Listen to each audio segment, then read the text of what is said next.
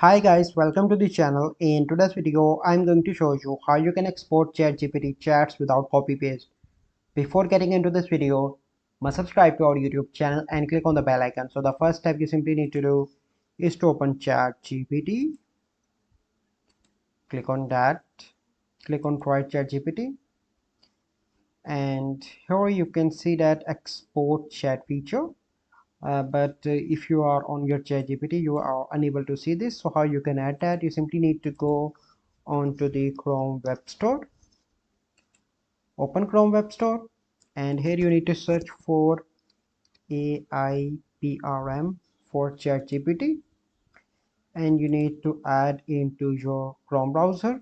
Okay, so here I'm going to write essay about school. Hit enter, and here you can see that. And if you want to export, you simply need to click on that export.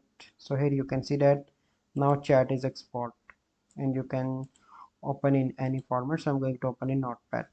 So here you can see that. So this is a process by which you can export ChatGPT chats without copy paste. I hope you find this video helpful. If you find this video helpful, must like this video, subscribe to our YouTube channel for future videos. We'll see you in the next video. Thank you. Have a good day.